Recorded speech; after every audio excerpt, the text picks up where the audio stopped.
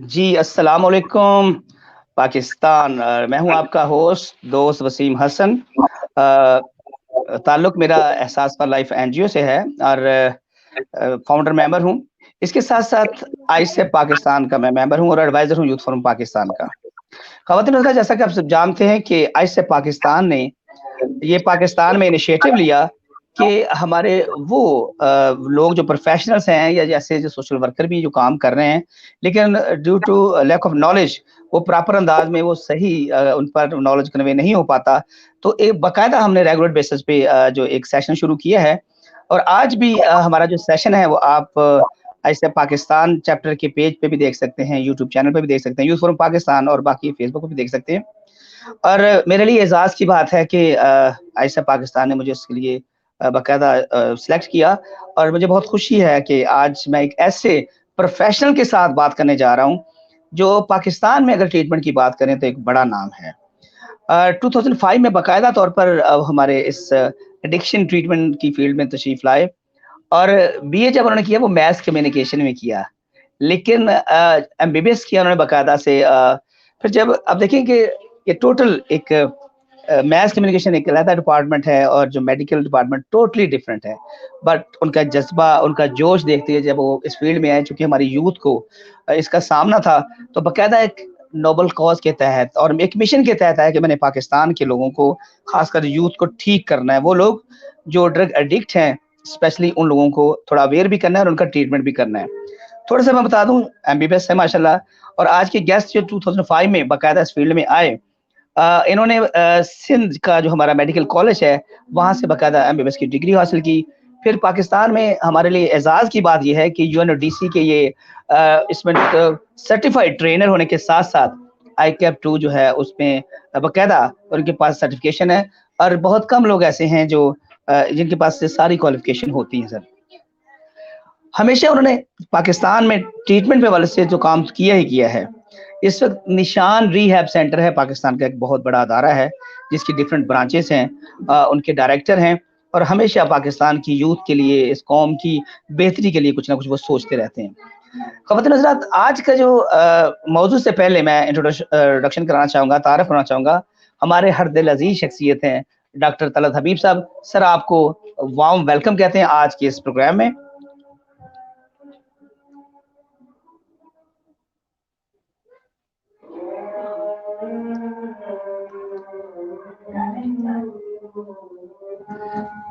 Doctor साहब, आपकी आवाज़ अभी मुझे बिल्कुल प्रॉपर नहीं आ पा रही, शायद आपका माइक ऑफ है। अगर थोड़ा-सा माइक ऑन कर लें। जी, डॉक्टर साहब। दोबारा माइक ऑफ हो गया आपका। जी, डॉक्टर साहब बोलिए। जी, अब हाँ, जी, मेरे ख्याल से बहुत शुक्रिया आपने इनवाइट किया और इनवाइट करने के साथ क्या है कि आइसुक के साथ हम अटैच हैं, यूथ फोरम के साथ अटैच हैं और आइसुक के मेंबरान का, चेयरमैन साहब का, बशीर साहब का, हमारी जो आयरन लेडी हैं, हमारी जो डायरेक्टर हैं मिस साइमा, उनका और असलम साहब का, सबका बहुत शुक्रिया। और हम सब एक टीम के तौर पे लेके चल रहे हैं। ज़ाहिर है कुछ लोग मैनेजमेंट लेके चल रहे हैं, कुछ लोग एकेडमिक साइड लेके चल रहे हैं। तो मेरा चूंकि ज्यादा ताल्लुक एकेडमिक उस साइड पे है, तो it's really proud and it's really a matter of great satisfaction that we are together and we are spreading the awareness about drug addiction and other subjects here. And thank you very much for inviting me here. Sir, मेरे लिए ये बहुत खुशी की बात है कि आज डॉक्टर साहब को मैं लाइव अपने साथ अपने इस शो में देख रहा हूँ। आज डॉक्टर साहब सेशन, जैसे कि आप जानते हैं, हमारा जो सब्जेक्ट है वो कोडिपेंडेंसी वर्सेस प्रोडिपेंडेंसी। बाज़ाहिर ये देखें जो नाम बिल्कुल एक पैरेलल मिलते-जुलते हैं। अगर हम इसमें थोड़ी-सी डिटेल आज आपसे डिस्कस करना चाहूँगा मैं। जो मेरा आपसे पहला क्वेश्चन है, वो क्वेश्चन सिंपल सा है कि why change this? What were wrong the codependence? Codependency के साथ ऐसा क्या गलत हुआ था कि हमें चीज़ों के साथ-साथ उसको चेंज करना चाहिए? व्हाई? असल में होता यह है कि बहुत अरसा पहले जो कोडिपेंडेंसी का कॉन्सेप्ट है वो ड्रग एडिक्शन और ड्रग एडिक्शन जो ड्रग एडिक्ट्स हैं उनकी फैमिली मेंबर के साथ अटैच था। इस चीज को पहले हमें ये समझने की जरूरत है कि हम बहुत अरसे तक इस चीज को प्रैक्टिस करते रहे हैं और वो चीज थी कोडिपेंडेंसी। हम एज ए थेरेपिस्ट ये समझते थे कि नशे के मरीजों की फैमिलीज को भी अ, जैसे मरीज को नशे, ये केमिकल का नशा है और फैमिली को मरीज का नशा होता है। जैसे नशा जब नहीं मिलता तो मरीज तड़पता है या विड्रॉल में जाता है, इस तरह जब मरीज सामने नहीं होता तो फैमिली मेंबर्स तड़पते हैं। फैमिली मेंबर्स जो हैं वो अ, वैसे ही विड्रॉल में जाते हैं जैसे एक नशे का मरीज जा रहा होता है। अब ये ऐसे। कोडिपेंडेंसी जो है ये ज्यादातर जो जिस मॉडल की बेस पे है वो है डिटैचमेंट का मॉडल। अब जब घर में मरीज है और जब वो रिहैब सेंटर पहुंचते हैं तो बहुत अरसे तक थेरेपिस्ट ये कहते थे कि फैमिली मेंबर्स को कि आप थोड़ा सा डिटैच हो मरीज से, इससे थोड़ा दो कदम पीछे हटें, इसको तत्ती हवा लगने दें, इसको अपने किए का खुद फेस करने दें, इसको जो इसने गलत काम किए हैं ये भुगतेगा तो इसको सबक मिलेगा। तो ये थेरेपिस्ट बहुत अरसे तक मशवरा देते रहे हैं। लेकिन चूंकि हर फील्ड में बहुत सारी तरक्की हो रही है तो एक जो रिसर्च बेस्ड नया मॉडल आया था वो प्रो डिपेंडेंसी था। वो कहते हैं कि डिपेंडेंट तो आप हो लेकिन प्रो डिपेंडेंट हो। यहाँ मतलब यह है कि आप डिटैच ना हो, आप अटैच हो पेशेंट के साथ। हमारे पास एक मोटिवेशनल इंटरव्यू में कॉन्सेप्ट होता है जिसे मिलर ने पेश किया। तो उसने कहा था कि जब कोई बंदा आपसे रेजिस्ट करता है ना और आपको उससे मोहब्बत है तो आप उससे डिटैच नहीं होते, आप रोलिंग विद रेजिस्टेंस करते हैं। आप उसके हर रवैये का एक मुनासिब जवाब सामने रखते हैं। आप उसके हर एक बिहेवियर का एक पढ़े लिखे अंदाज में एक सोचा समझा आप जवाब देते हैं। आप उससे डिटैच नहीं होते, आप उसको बुरा भला नहीं कहते और एट द एंड अपने आप को बुरा भला नहीं कहते। तो कोडिपेंडेंसी में चूंकि डिटैचमेंट थी, कोडिपेंडेंसी में कहा जाता था मरीज से पीछे हट जाए। प्रोडिपेंडेंसी जो कहती है कि मरीज के साथ अटैच रखें, मरीज के साथ मोहब्बत जारी रखें, लेकिन मोहब्बत करने का तरीका सीख लें। तो ये दोनों में सही। बेसिक फर्क है। तो जो कि कोडिपेंडेंसी इसलिए गलत साबित हुई बाद में कि जब इसका कॉन्सेप्ट सामने आया था तो उस वक्त एक और हालात थे, वो भी मैं आगे जाके आज शेयर करूंगा कि कोडिपेंडेंसी किन हालात में सामने आई थी और प्रो डिपेंडेंसी का मॉडल अब लेटेस्ट एडिक्शन ट्रीटमेंट लिटरेचर में क्यों इंट्रोड्यूस हो गया। तो ये हजेल्डन बेस्ड हुआ। सही। डॉक्टर साहब वैसे ब-ज़ाहिर तो ये वर्डिंग ऐसी है कि बिल्कुल पैरेलल लगती है। कुछ लोग मेरी तरह कुछ ऐसे लोग हैं जितना नॉलेज नहीं रखते, वो थोड़े कन्फ्यूज़ होते हैं। तो what is the major difference between codependency and pro dependency? इसमें डिफरेंस आम अगर एक आम बंदे को समझाना चाहे जिसको इतना नहीं पता, तो हम आम अल्फाज में इसमें क्या इसका जो डिफरेंस या फ़र्क इसको जो है वो बता सकते हैं? कोडिपेंडेंसी में हम कहते हैं कि मरीज से उनके फैमिली मेंबर थोड़ा पीछे हटे, ठीक है। उसको अकेले छोड़े, वो अपने पाँव पे खड़ा हो, उसको थोड़ी ठोकर लगेगी, उसको थोड़ा सा तकलीफ होगी तो वो सबक सीखेगा। सही। प्रो डिपेंडेंसी कहती है कि आप जिनसे मोहब्बत करते हैं उनसे पीछे नहीं हटते, सिर्फ मोहब्बत करने का तरीका सीखते हैं और आप उनके साथ रहते हैं और उनको हील करते हैं। दोनों में बुनियादी फर्क ये है। सही। इसको अगर हम अपने अपने जो हमारे प्रोफेशनल्स हैं उनको हम बताना चाहेंगे, जैसे आपने तो कहा था ना कि कॉमन मैन के लिए, प्रोफेशनल सही। को बताना चाहेंगे तो जो कोडिपेंडेंसी है ये डिटैचमेंट मॉडल है, या इसको आप कह लें कि ये ट्रॉमा बेस्ड मॉडल है। कि ओके। हम ये मानते हैं थेरेपिस्ट के तौर पे कि जो फैमिली मेंबर्स हैं उनका कोई अपना ट्रॉमा होता है, उस बिल्कुल ट्रॉमा सही। की healing के लिए वो नशे के मरीज के ऊपर वारी जा रहे होते हैं, उससे सही। एक्स्ट्रा मोहब्बत शो करते हैं ताकि वो कुछ अपना छुपाते हैं। मसलन कोडिपेंडेंसी बहुत अरसा कहा गया कि हुँ। चूंकि माओ ने बहुत ज्यादा मोहब्बत की हुई होती है अपने बच्चों के साथ, और जब बच्चा बड़ा होकर नशे में जाता है तो माँ जो पहला इल्जाम अपने आप को देती है वो कहती है कि शायद मेरी तरबियत में कुछ मसला था। वो इस तरबियत के मसले को एक ऐसा ट्रॉमा बनाती है कि वो हुँ, हुँ। आगे जाके बच्चे के नशों को बहुत हद तक छुपाती भी रहती है।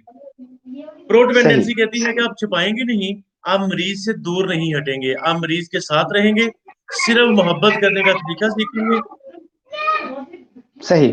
सिर्फ मोहब्बत करने का तरीका बेहतर कर लेंगे। को डिपेंडेंसी कहती है कि आप मरीज से पीछे हट जाए और अपना ख्याल रखें, मरीज को अपना ख्याल रखने दें। तो प्रो तो डिपेंडेंसी इसके खिलाफ। इसमें प्रो डिपेंडेंसी में ये भी आता है कि अपना जो भी मरीज़ है, उसको हम थोड़ा फैसिलिटेट भी करते रहें। प्रो डिपेंडेंसी में, जी, जी। हाँ, प्रो डिपेंडेंसी में तो बिल्कुल फैसिलिटेट करना है। आपने बिल्कुल सही वो बताया कि प्रो डिपेंडेंसी में मरीज से हमने पीछे नहीं हटना, मरीज के सही। साथ रहना है। ठीक है, एक जब आप एज ए थेरेपिस्ट अपने ऑफिस में बैठे होते हैं, एक फैमिली चलती आपके पास आती है और वो आके कहती है कि हमारे बच्चे का नशे का मसला है। उस फैमिली की मोहब्बत आज तक जिंदा है, तो वो फैमिली हमारे पास आज ऑफिस में आई है। ये प्रो सही है, डिपेंडेंसी मॉडल है। जब वो बिल्कुल ठीक हमारे है। पास आते हैं, और मैं चूंकि अगर ओल्ड डेटेड तालीम रखता हूँ या पुराना मॉडल जहन में रखता हूँ, तो मैं उनसे कहूंगा कि पहले नंबर पर तो आप मरीज से पीछे हटें। क्योंकि जब सही, आप पीछे हटेंगे तो मरीज पाँव पे खड़ा होगा, तो फैमिली जो पहला चीज जहन में लाती है वो कहती है, ओ इसका मतलब है हम आज तक गलत करते रहे। तो जब हम गलत करते रहे हैं तो फिर हम तो गलत लोग हैं। जब गलत लोग अपने बच्चे को ठीक कैसे करेंगे? तो अच्छा फिर डॉक्टर साहब आप ही ठीक कर दे बच्चे को। तो हम कहते नहीं, करना तो हमने आपके थ्रू है ठीक। तो वो कहते हैं हमें तो आपने आते ही को डिपेंडेंट कह दिया, यानी गलत कह दिया। सही, देखिए, इवन दुनिया में एक साइकेट्री की मदर बॉडी है जिसे अमेरिकन साइकेट्रिक एसोसिएशन कहते हैं। सही, इसको, जो कोडिपेंडेंसी है, इसको अमेरिकन साइकेट्रिक एसोसिएशन रिजेक्ट कर चुकी है बहुत अरसा पहले, कि ये प्रॉपर ट्रीटमेंट मॉडल नहीं है, ये कोई क्लिनिकल डायग्नोसिस नहीं रखता। ठीक है, ऐसे ही, टेंडेंसी जो है ये रिसर्च बेस्ड क्लिनिकल मॉडल रखती है। बिल्कुल सही। तो जहाँ तक मैं समझा हूँ कि आप प्रो डिपेंडेंसी को ये कहना चाह रहे हैं कि मोहब्बत भी करनी है, हम्म। फैसिलिटेट भी करना है, देन ही हम इस पे समझेंगे कि ये वाक़ई हम को डिपेंडेंसी की तरफ जा रहे हैं। क्योंकि जब हाँ। आप पेशेंट को बिल्कुल छोड़ देते हैं और उसे तन्हा छोड़ देते हैं, तो डेफ़िनेट वो ऐसी टेंशन, डिप्रेशन पे ऑलरेडी होता है, तो वो उसका हम्म, मामला और ख़राब सकता है। अच्छा डॉक्टर साहब हम्म, ये बताइएगा प्लीज़ कि जो को-डिपेंडेंसी है, ये हम्म। एक ख़्याल से ये हकीकत कब बनी? देखिए ना एक पूरा देखिए, एक त हिस्ट्री होती है। हाँ, ये वसीम साहब, ये बड़ा इंटरेस्टिंग है। मैं थोड़ा सा इसमें टाइम लूंगा आपका। सर, जी जी। मैं इस पे टाइम लूंगा कि ये जो जो है प्रो डिपेंडेंसी, ये को डिपेंडेंसी एक ख्याल से हकीकत में कैसे कन्वर्ट हो गई थी। जी, जी। अच्छा, इसमें ना मैं अपने ऑडियंस को कोई दो चार पॉइंट्स भी इसके साथ शेयर करना चाहूंगा। बहुत अर्सा पहले ना कार्ल रॉजर नाम का एक साइकोलॉजिस्ट सामने आए थे। अच्छा, कार्ल रॉजर ने एक थ्योरी दी थी, और जी, जी। उनकी थ्योरी का नाम था, जो साइकोलॉजिस्ट है वो बेहतर समझे, उसकी थ्योरी का नाम था ह्यूमनिस्टिक साइकोलॉजी। अच्छा, उसने अच्छा, ह्यूमनिस्टिक साइकोलॉजी में ये करना शुरू किया था कि वो साथ इंसानों के साथ बहुत ज्यादा इन्वॉल्व होके काम करने को एडवोकेट करता था। सही। अ, अब जब ह्यूमनिस्टिक थ्योरी पहले आई, उसने बेस रख दी। अब कार्ल रॉजर एक स्कूल ऑफ थॉट है। अच्छा, हुँ, जब बिल्कुल उसने ठीक। बेस रखी, तो उसके बाद जो साइकोथेरेप्यूटिक और कल्चरल रिकग्निशन बनी थी ट्रॉमा की, जो एक लॉन्ग टर्म इफेक्ट बनता था ट्रॉमा का, तो वो ह्यूमनिस्टिक थ्योरी ने हुँ, ट्रॉमा का जो लॉन्ग टर्म इफेक्ट था उसको इनकॉर्पोरेट कर दिया। फिर हमारे सही, पास 1960s में एक वुमेन मूवमेंट चली थी। सही, अच्छा, अब वो मूवमेंट जो 1960 ऑनवर्ड चलनी शुरू हुई, तो अब ज्यादातर ये देखा गया कि जो कोड डिपेंडेंसी में ज्यादातर इसमें खवातीन इन्वॉल्व हो जाती हैं कोड डिपेंडेंसी में। मर्द भी होते हैं, लेकिन रेशियो खवातीन की ज्यादा है। तो जब एक वुमेन मूवमेंट चली 60s में, तो 1670s में वो मूवमेंट चलती रही, तो उसने भी एक इसको हवा दी, इस कॉन्सेप्ट को, कोड डिपेंडेंसी के कॉन्सेप्ट को। तो जब उसके लिहाज से चलना शुरू हुआ, तो वुमेन मूवमेंट में मेरा ओके, खवातीन ने अपने राइट्स की बात करनी शुरू की। उन्हें कहा कि अच्छा, ओ अच्छा, ये हमारे साथ जुल्म होता रहा, हम कोडिपेंडेंट थे। तो कोडिपेंडेंसी को एक साथ और एक शह मिल गई, और कोडिपेंडेंसी का कॉन्सेप्ट आगे बढ़ना शुरू हो गया। इसके सही, साथ इसी हफ्ते में WHO ने जो डिजीज मॉडल शुरू में कहा था, उसने एडिक्शन को एज ए डिजीज डिक्लेयर कर दिया। सही, अब ह्यूमैनिटी थ्योरी, उसके बाद जो ट्रॉमा बेस्ड थ्योरी, और उसके बाद जो वुमेन मूवमेंट, और अब यूएनओडीसी ने, WHO ने डिजीज मॉडल एक इंट्रोड्यूस करा दिया ड्रग एडिक्शन के साथ। तो खवातीन को ये लगना शुरू हुआ, या को डिपेंडेंट लोगों को ये लगना शुरू हुआ, कि अब हम, चूंकि एक डिजीज मॉडल है एडिक्शन, और हम उन पेशेंट के साथ इन्वॉल्व होते हैं, तो हम भी को डिपेंडेंसी को एज ए रिलेशनशिप एडिक्शन लेके चल रहे हैं। अच्छा। सही, अच्छा, अब ये हुआ कि इसमें जब डिजीज मॉडल आया, तो साथ ही family disease model of addiction introduce हो गया, कि अब ये जो एडिक्शन है, ये एक फैमिली इलनेस है, कोडिपेंडेंसी एक फैमिली इलनेस है। तो ये जो कोडिपेंडेंसी है, इसकी इमारत के 5 पिलर थे। सही, अच्छा, अगर इतनी पुरानी हिस्ट्री चली आ रही थी, तो इस चीज को 1981 में, 81 से लेकर 89 तक, इसमें वसीम साहब 5 किताबें लिखी गई सही, कोडिपेंडेंसी के ऊपर, यानी एक तो माहौल पहले बन गया था, ग्राउंड पहले बन गया था, जमीन हमवार हो गई थी ह्यूमनिस्टिक कार्ल रॉजर्स की थ्योरी से, और वो होते होते एडिक्शन डिजीज मॉडल तक पहुंची। और यहाँ पे सही। मेलोडी बेटी नाम से एक खातून है, मैं तो उसको मेलोडी बेटी, जैसे इस्लामाबाद में मेलोडी है ना, जी जी। मैं याद कराता हूँ कि मेलोडी की बेटी है, तो मेलोडी बेटी नाम से एक खातून ने हम्म। कोडिपेंडेंट नो मोर बुक लिख दी। अच्छा, सही। इसके साथ उसने 5 किताबें और लिख दी, और वो उस वक्त दुनिया में छाई, और उसने ये कॉन्सेप्ट सबने लाई कि कोडिपेंडेंसी का मॉडल असल में एडिक्शन ट्रीटमेंट में इस्तेमाल होता है। सही। अब काफी अच्छे बाद जाके कोडिपेंडेंसी का जो मॉडल है वो चैलेंज हुआ है। सही। ठीक है, तो ये जो बेसिक एवेल्युएशन हुई इसकी हुई, या बेसिक जो इर्तका बना इसका, वो ह्यूमनिस्टिक थ्योरी से लेके ऑनवर्ड आज तक चलता रहा, और 89 तक इस पे बहुत सारा काम होता रहा। ये जो प्रो डिपेंडेंसी है, ये 2000 में इसका इस पे काम शुरू हुआ था, और इसमें सही। 20 साल लगे प्रो डिपेंडेंसी का मॉडल सामने आने में। बिल्कुल सही। अच्छा, अभी मिस अक्सा हमारे साथ मौजूद है इस टाइम, हमारे व्यूवर्स में कमेंट कर रही हैं, वो कह रही है is like a craft model. हाँ, असल में होता यह है कि दुनिया में ना वसीम साहब, एडिक्शन ट्रीटमेंट 3 किस्म की है। हम्म। एक को कहते हैं क्राफ्ट मॉडल, एक को कहते हैं टीसी मॉडल, और एक को कहते हैं 12 स्टेप मॉडल। ये जो सही। क्राफ्ट मॉडल है ना, ये community reinforcement and family therapy के तौर पे लेके चलता है। इसमें होता है कि आप फैमिली की थेरेपी करते हैं, और प्लस पूरी कम्युनिटी को आप हील करते हैं। ठीक सही। है, ये जो और जो टीसी मॉडल है वो भी थेरेप्यूटिक कम्युनिटी के लिहाज से चलता है, यानी इसमें पूरा आप, अगर आपने लाहौर पूरे को आपने ठीक कर दें, और एक इर्द गिर्द दीवार बना दें, और अंदर सब लोगों को हील कर दें, तो वहां नशे के मरीज हील होना शुरू हो जाएंगे, विच इज नॉट सही। Possible in a society. बिल्कुल ऐसे ही। ये सही। 12 स्टेप मॉडल आता है, तो 12 स्टेप के अंदर क्योंकि फैमिली थेरेपी शामिल है, तो ये 12 स्टेप का हिस्सा है। सही। सही। अच्छा डॉक्टर साहब, अब मैं वापस आता हूँ कोड डिपेंडेंस की तरफ। ये इतनी ज्यादा ये फेमस या मशहूर या पॉपुलर क्यों हुई, कैसे हुई, और ये क्यों होगी? हाँ, ये बड़ा अच्छा लगता है। असल में होता क्या है ना, कि ये जो मैं आपको वोमेन मूवमेंट बता रहा था ना, तो ये वोमेन मूवमेंट जो है, ये बड़ा इंटरेस्टिंग सा एक दौर था 60s में। सही। अगर आप जैसे वोमेन राइट, तो इस्लाम ने तो शुरू से ही वोमेन राइट का बड़ा प्रचार किया है, और शुरू से ही राइट्स हैं हमारे, यानी जो प्रॉपर्टी है उसके अंदर है, एंड सो ऑन। अंग्रेजों के यहाँ, या पर्टिकुलरली यूरोप में 1960s में मूवमेंट चली थी, जिसको वोमेन मूवमेंट का नाम दिया गया था। अब सही। हुआ ये कि जब खवातीन को ये पता चलना शुरू, no offence to women folk, मैं एक कॉन्सेप्ट की बात कर रहा हूँ, जब खवातीन को पता चलना शुरू हुआ कि अच्छा, हमारी मोहब्बत मरीज के लिए इतनी ज्यादा हो जाती है कि वो खराब हो जाता है हमारी मोहब्बत में, तो लफ्ज मोहब्बत कैश हुआ, खराबी कैश सही। नहीं हुआ। ठीक है, बिल्कुल तो ठीक। अब लगना शुरू हुआ कि हम मोहब्बत, अच्छा, अब फिर चूंकि खवातीन के अंदर इमोशंस ज्यादा हाई रन करते हैं, वो बहुत जल्दी जज्बाती हो जाना और वो सारी चीजें शामिल थी, और जब एक लड़की माँ बनती है, तो उसके अंदर जज्बात का ताल्लुक और स्ट्रांग हो जाता है, वो बच्चों के लिए जान देने पे तो लाती है। जब ये बात हर घर में होनी शुरू होगी 60s ऑनवर्ड, तो ये कॉन्सेप्ट देखें, ये कोडिपेंडेंसी ना बड़ा बड़ा प्यारा सा कॉन्सेप्ट है, चाहे गलत है। हम्म। अब बड़ा प्यारा सा है, वो ये है कि मुझे आपका नशा हो गया है। अब जब मैं ये सुनूंगा कि मुझे कोई खातून कहे कि मैं उसका नशा हूं, तो फिर मैं उसको वैसे ही चलाऊंगा जैसे मैं चाहता हूँ।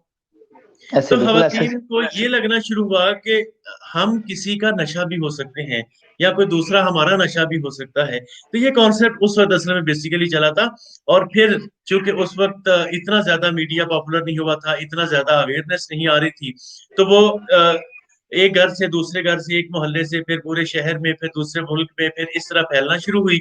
और कोडिपेंडेंसी एक बड़ा चूंकि प्यारा सा कॉन्सेप्ट था, और वो हर बंदे को बहुत अच्छा लगता था डिस्कस करना। और फिर इसका इसका जो है ना, मुकाबला किसी से नहीं था, क्योंकि जो डिजीज कॉन्सेप्ट है वो किसी और तरीके से चीज को लेके चलता है, वो बायोसाइको सोशल मॉडल के तौर पे लेके चलता है। कोडिपेंडेंसी आज तक उस उज़्वे मुअत्तल की तरह साथ है एडिक्शन ट्रीटमेंट में, जिसका जिसका कोई वजूद नहीं है, और वो है भी। सही, बिल्कुल सही। देखिए ना, ये जिस तरह आज हमारी डिस्कशन हो रही है, लोगों को ज़रा ये आसान हो जाता है समझना, प्रोफ़ेशनल के लिए भी। देखिए रटी-रटाई बातें या जब तक आप प्रैक्टिस नहीं करते, तो उसका इतना इम्पैक्ट नहीं हो पाता। तो आज बहुत अच्छा आप ब्रीफ़ कर रहे हैं, मुझे तो बहुत खुशी हो रही है कि आप ये चीज़ें हम खुल के ब्रीफ़ कर रहे हैं। अच्छा डॉक्टर साहब, नशे के मरीजों की जो फैमिलीज के साथ जब हम को डिपेंडेंसी पे काम करते हैं ना, तो इसका उल्टा असर क्यों होता है? अ, असल में उल्टा असर इसलिए हो जाता है वसीम कि जैसे मैंने अभी मिसाल दी कि एक फैमिली हमारे पास आती है। वो आते ही हमें बताते हैं कि डॉक्टर साहब हमारा मरीज ये नशा करता है, वो हमें मारता भी है। हम उसके वारे न्यारे भी जा रहे होते हैं, हम उसको पैसे भी देते हैं, इवन देन वो हमसे मोहब्बत नहीं करता। हम उसके लिए जागते हैं, दुआएं करते हैं, नफल पढ़ते हैं, मज़ारों पे जाते हैं, हर काम करते हैं। और सही। हम उनको एज ए थेरेपिस्ट कहते हैं कि असल मसला यह है कि बीमार आप हैं, बीमार मरीज नहीं है। अब फैमिली हैरान हो जाती है कि हम कैसे बीमार हैं। उन्हें कहते हैं जी आप को डिपेंडेंसी का शिकार हैं, आप मरीज के ऊपर केयर टेकिंग का एक कॉन्सेप्ट जो काम कर रहे हैं। आप मरीज को उसके पाँव पे खड़े नहीं होने देना चाहते। जब मरीज के कोई कर्जा लेने वाला दरवाजे पे आता है, तो आप जाके कर्जा उतार देते हैं और आप मरीज को कभी भी सामने नहीं करते कि उसकी कहीं इंसल्ट ना हो, उसकी कहीं बेइज्जती ना हो जाए। अगर उसको कोई पुलिस केस बनता है तो आप जाके पैसे दे के इंसाफ खरीदते हैं। और फिर मरीज को आपने एक वहम क्रिएट कर दिया मरीज के लिए कि मरीज के आने से आएगी बहार और मरीज के जाने से जाएगी बहार। तो जब किसी को ये आप सेंस दे देंगे कि मेरी बहारें भी आपसे अटैच हैं, मेरी खजाएं भी आपसे अटैच हैं, तो आप अगले को चौड़ कर देते हैं। हम कहते हैं आप बीमार हैं, मरीज तो नशा करता है, आपको क्या मसला है, आप थोड़े से मरीज से पीछे हटें। अब फैमिली जो एक इतना इतनी मुसीबतें बर्दाश्त करती रही, वो मरीज के लिए हर तरह के इल्जाम लेती रही, मरीज पे पैसे खर्च करती रही, आज भी मोहब्बत में वो आपके ऑफिस में आके बैठते हैं और वो कहते हैं हमने बच्चे का इलाज कराना है, और हम कहते हैं जी आप कोडिपेंडेंट हो गए हैं, आप साइड पे। तो इसलिए काउंटर प्रोडक्टिव एडिक्शन ट्रीटमेंट इसलिए हो जाता है कि हम नशे के मरीज की फैमिलीज को साइड पे कर देते हैं। बज़ाहिर हम कहते हैं फैमिली थेरेपी होनी चाहिए, लेकिन फैमिली थेरेपी के लिए हमें ट्रॉमा बेस्ड मॉडल नहीं, हमें अटैचमेंट बेस्ड मॉडल जो प्रो डिपेंडेंसी लेके चलता है उस लिहाज से चलना है। अच्छा, अगर इसको आप एक काउंटर आर्गुमेंट कर लेते हैं, मिसाल के तौर पे हम नशे के मरीज की फैमिली आती है और कहते हैं जी हम ये मुसीबतें सही और हम आप आपके पास आए हैं कि हमारा इलाज करवा दें। हम उन्हें कहते हैं कि देखिए आपकी मोहब्बत इतनी अच्छी है कि आज तक आप मरीज के साथ रहे हैं। जस्ट तसव्वुर करें कि अगर आप लोग भी साथ ना होते तो वो कितनी बड़ी मुसीबतों में फंस चुका होता। अल्लाह का शुक्र है कि आज भी आप उनके साथ हैं और आज आप उसके इलाज के लिए पैसे भी लगाना चाहते हैं, टाइम भी लगाना चाहते हैं। ये होती है असल मोहब्बत। तो आप फैमिली को थोड़ा बूस्ट करते हैं, आप फैमिली को कॉन्फिडेंस देते हैं कि आप एक अच्छा काम कर रहे थे, अब आप उस काम को प्रोफेशनली और अच्छा करेंगे ताकि नशे का मसला भी हल हो और आपकी मोहब्बत प्योर भी हो जाए। और जो पहले हमने कहा कि हम मरीज की फैमिली को कहते हैं जी आपने ही तो असल में खराब किया है, और अब आप चाहते हैं कि मरीज ठीक हो और ठीक हो के आप अपने घर लेके जाएंगे जहां से खराब करके आए हैं। तो आप चूंकि पहले ही खराब थे तो मरीज खराब जगह पे जाएगा तो खराब होगा।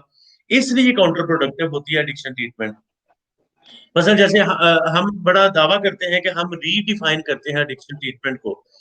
तो रीडिफाइन करने के लिए काम फैमिली पे ही होना होता है, लेकिन काम करने का अंदाज बदलना होता है। सही। डॉक्टर साहब, जिस हम्म, तरह इस वक़्त मैं समझा हूँ ना, तो हम्म। आप ये कहना चाह रहे हैं ये कोडिपेंडेंसी जो है इसका कोई वजूद ही नहीं है। एम आई हम्म। राइट? मैं इसी तरह कहना चाह रहा हूँ क्योंकि कोडिपेंडेंसी असल में ना हमारा जो जो जिस लेंस के थ्रू हम कोडिपेंडेंसी या प्रो डिपेंडेंसी को या डिपेंडेंसी लफ्ज को देख रहे हैं ना, वो लेंस हमें चेंज करना है। देखिए कोडिपेंडेंसी जो है वो अब एक हाथ तक हम देखें बहुत अरसे तक कोडिपेंडेंसी राज करती रही है एडिक्शन ट्रीटमेंट कम्युनिटी के अंदर। एकदम हम एक नया कॉन्सेप्ट लेके आ गए, तो वो नया कॉन्सेप्ट सामने आता है तो वो कहते हैं कि अच्छा फिर कोडिपेंडेंसी का क्या बनेगा। वो जो इतना अरसा तक एडवोकेसी होती रही, तो अगर एक गलत काम बहुत सालों तक होता रहे तो वो गलत काम हकीकत में नहीं बदल जाएगा। किसी दिन तो रोशनी आ ही जानी है। ऐसे ही। बहुत अरसा तक जो है वो अंधेरा रहा, और जब इस्लाम की रोशनी आई तो उसने पुराने सारे कॉन्सेप्ट खराब कर दिए, खत्म कर दिए, और एक नई रोशनी सामने आ गई जो प्रॉपर तरीके से लाइफ को लेके चल रही थी। आज हम जब देखते हैं, हम बहुत अरसे तक नशे के मरीज। आपका लाहौर का एक पहलवान था और उसको एक दरख्त से बांध बांध दिया गया था जब जो नशा नशा करता था। जब हुँ, उसका दिमाग खराब हो गया और उसको दरख्त से बांधा और वो दरख्त से बंधा बंधा फौत हो गया, क्योंकि उस वक्त मेडिसिन अवेलेबल नहीं थी। ये अर्ली एटीज की बात है। तो अब सही जब सही। आज हम देखते हैं तो आप आज नारकोटिक बेस्ड पेशेंट जो हैं उनको भी दर्द नहीं होता, क्योंकि इतनी अच्छी मेडिसिन मार्केट में मेडिसिन। अवेलेबल है। तो कोड डिपेंडेंसी बहुत अरसे तक राज करती रही है एडिक्शन ट्रीटमेंट कम्युनिटी के अंदर। लेकिन अब जब प्रो डिपेंडेंसी सामने आई है तो एक नया कॉन्सेप्ट है, इसको समझना होगा, इसको एडवोकेट कर। और मैं आपको बताऊं Wasim, this is the first time in Pakistan यहाँ हम प्रो डिपेंडेंसी डिस्कस कर रहे हैं। बिल्कुल कुछ ही सही। दिनों के बाद प्रो डिपेंडेंसी और मार्केट में सामने आनी शुरू होगी ग्रेजुअली, क्योंकि पाकिस्तान में प्रो डिपेंडेंसी पहले डिस्कस नहीं हुआ, ये बिल्कुल नया कॉन्सेप्ट सामने आया। बिल्कुल सही। अच्छा डॉक्टर साहब, जो नशे के मरीजों पे जो प्रॉब्लम वाले जो बिहेवियर होते हैं, उनको प्रो डिपेंडेंसी जो है वो किस नज़र से देखती है? जैसे कि मुआवनत हो गई, बहुत ज़्यादा हम्म उसका ख़्याल रखना, हत्ता कि उसका गुस्सा जो है वो आना। तो ये किस तरह हम्म। से आप देखते हैं इसको? अच्छा, असल में होता है ना कि जब ये एनेबलिंग है या मोहब्बत का बिहेवियर है या बाज़ दफ़ा गुस्सा भी करते हैं फैमिली मेंबर्स, इसको जो प्रो डिपेंडेंसी देखनी होती है ना, वो इसको इस लिहाज से पॉजिटिव देखती है क्योंकि फैमिली अपनी मोहब्बत का इजहार कर रही है, लेकिन वो कर गलत अंदाज में रही है। सही। हमने मैं अभी ना थोड़ी देर में आपको कंपेयर भी करूंगा दोनों प्रो डिपेंडेंसी एक पॉइंट दे के उस लिहाज से। हम एक चीज को दो तरीकों से कर सकते हैं। मिसाल के तौर पे अगर एक नशे का मरीज जो है वो घर में अग्रेसिव है, तो हम दो सही। तरीके से मामला हल कर सकते हैं। एक तो यह है कि हम भी एग्रेसिव हो जाएं और दो अग्रेशन घर में राज करना शुरू हो जाएं, और जब अग्रेशन दो हो जाएंगे तो कॉन्फ्लिक्ट आएगा और फसाद पैदा होगा और गड़बड़ होगी और मरीज घर से भाग जाएगा और फैमिली मेंबर जख्मी हो जाएंगे। दूसरा तरीका है कि आप उससे मुज़ाकरात करते हैं। आप वो गुस्से में है, अब वो बात कर रहे हैं। अब एक टाइम आना है कि उसके बाद आर्ग्यूमेंट खत्म हो जाने हैं और आप फिर बैठ के उससे बात करते हैं कि असल मसला आप नहीं है, असल मसला आपका नशा था जो आपको इस हद तक एग्रेसिव जो है वो लेके चलता है। अच्छा, अब सही। जब वही फैमिली मुज़ाकरात करने के बाद हमारे पास एज़ ए काउंसलर हमारे पास आते हैं, तो हम उनको बताना शुरू करते हैं कि अब आपने एनेबलिंग किस तरह नहीं करनी। मैं मतलब एक एग्जांपल दे देता हूँ कि जैसे मरीज ने गुस्सा किया और हमने भी आगे से गुस्सा किया, तो हमने अग्रेशन का जवाब अग्रेशन के साथ देना शुरू किया। जब आप एक आग के ऊपर पेट्रोल डालेंगे तो वो आग और भड़केगी। अगर आग के ऊपर पानी डालेंगे तो आग बुझेगी। लेकिन कॉन्सेप्ट ये है कि पानी अगर आग ज्यादा है, थोड़ा पानी डालेंगे तो आग फिर भड़केगी। ऐसे ही। जैसे आप मरीज गुस्सा कर रहे हैं और फैमिली मेंबर कहते हैं अच्छा कोई बात नहीं, ये कोई बात और गुस्सा दिलाती है। या तो आप बहुत ज्यादा पानी डालें या आग को बुझने दें, क्योंकि आग ने एक टाइम पे बुझना है, यानी एग्रेशन की बात बोल रही है ना। अच्छा, अब जब आग ठंडी होती है तो फिर हम मुज़ाकरात करने जाते हैं। आपको पता है कि जो अच्छे शिकारी होते हैं ना, वो शिकार का इंतजार करते हैं। बिल्कुल जब ऐसे। शिकार सही निशाने पे आता है तो फिर अपना फायर करते हैं। नशे के मरीज की फैमिलीज को भी उस शिकारी की तरह होना चाहिए जो अपना शिकार उस वक्त करेंगे जब शिकार एक कंड्यूसिव इन्वायरमेंट में होगा। सही। नॉर्मली जो प्रो डिपेंडेंसी है वो कहती है कि आउट ऑफ लव जाके हमने डील करना है। प्रो डिपेंडेंसी कहती है कि आप सिचुएशन से हटे, मरीज को खुद फेस करने दें, तो कंपेयर करके चलना है हमने। बिल्कुल सही।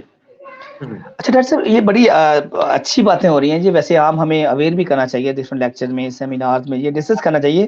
ये वो चीज़ें हैं जो हर जो पेशेंट की फैमिली बियर कर रही होती है, सफ़र कर रही होती है हर घर में।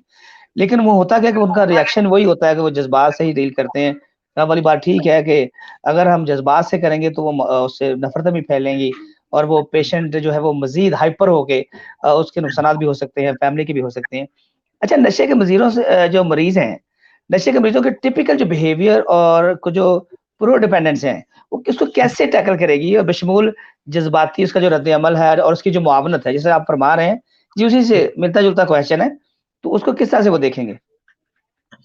अब जैसे प्रो डिपेंडेंस है ना, हमने शुरू में जब डेफिनेशन बनाई थी प्रो डिपेंडेंस और को डिपेंडेंस की, तो हमने ये बात की थी कि जो को डिपेंडेंसी है ये एक ट्रॉमा बेस्ड मॉडल के तौर पर वो है। जो प्रो डिपेंडेंस है ये अटैचमेंट मॉडल के साथ लेके चलती है। अब हकीकत ये है कि फैमिली मेंबर्स के अपने भी कोई इश्यूज हो सकते हैं। अब जो उनके अपने इश्यूज हैं वो बाज दफा ट्रीटमेंट के साथ इंटरफेयर कर रहे होते हैं, बाज दफा ट्रीटमेंट के अंदर रुकावटें भी पैदा कर रहे होते हैं। अब सही। होता ही है कि हम एक हमारे पास फैमिली आती है और मदर हैं और वो अपने बच्चे को लेके आती हैं, और जब हमें हिस्ट्री मिलती है तो मदर कहती हैं कि असल में हुआ ये था कि मेरे जो वालिद साहब थे वो, जब मैं बचपन में ही अभी थी तो वो फौत हो गए, और मैंने सारी उम्र बाप के बगैर गुजारी, और फिर बड़ी हुई, और फिर मुझे आज तक बाप की कमी फील होती है, और ये मरीज जो है ये आज अपने बाप को बाप भी नहीं समझता, और इसका बाप मुल्क से बाहर है या सो। अब ये एक ट्रॉमा है उस खातून के अंदर, लेकिन इस ट्रॉमे को, अगर हम इस ट्रॉमा को अटैच कर देंगे एडिक्शन ट्रीटमेंट के साथ, कि जब तक आप अपना इस ट्रॉमा को हील नहीं करते, आप एक अच्छे फैमिली मेंबर के तौर पे सामने नहीं आ सकते जो जो इस मरीज की हेल्प करेगा। हमने, सही। इन अदर वर्ड्स, जो हमारे पास साइल आया था, हमने उसको मरीज बनाया, और जो हमारा मरीज है उसको हमने साइल बना दिया। साहिल बना बिल्कुल ऐसे ही। ठीक है। अब मसला तो जेन्युइन है कि उस खातून का प्रॉब्लम था। अच्छा, अब प्रो डिपेंडेंस मॉडल इसमें क्या एडवाइस करता है? प्रो डिपेंडेंस मॉडल कहता है कि आप इन दो मसलों को सेपरेटली डील करेंगे। आप जो नशे से रिलेटेड जो इश्यूज हैं वो फैमिली से डिस्कस करेंगे, और उसकी जो वालदा को जो काउंसलिंग होगी वो सिर्फ एडिक्शन ट्रीटमेंट और अटैचमेंट मॉडल के तहत होगी। उनका जो ट्रॉमा है उसके लिए आप सेपरेट सेशन करेंगे, जिसका ताल्लुक मरीज के साथ होने वाली इंटरेक्शन के साथ नहीं होगा, सही। क्योंकि जो ट्रॉमा था वो मरीज के पैदा होने से पहले का था। ऐसे ही। दूसरा, उस ट्रॉमा का डायरेक्ट ताल्लुक दूसरे इंसान के साथ है। नशे का मसला दोनों को अटैच कर रहा है आपस में। जब दोनों को अटैच करने वाला जो मामला है उस पे थेरेपिस्ट काम करेंगे, और जो दोनों के अपने अपने ट्रॉमास हैं, उन ट्रॉमास को सेपरेट सेशंस में प्रो डिपेंडेंसी कहती है कि आप ट्रीट करें। बिल्कुल सही है। क्योंकि दोनों एक सेपरेट है और उनको वाक़ई उनके लिए काउंसलिंग भी सेपरेट ही होनी चाहिए। अच्छा, क्या प्रो डिपेंडेंसी है ये कहती है कि नशे के मरीजों की फैमिलीज़ के साथ कुछ गलत नहीं होता, अ, जबकि उनकी जो फैमिलीज़ है वो प्रॉब्लमैटिक बिहेवियर भी रखती हैं। ये सही है?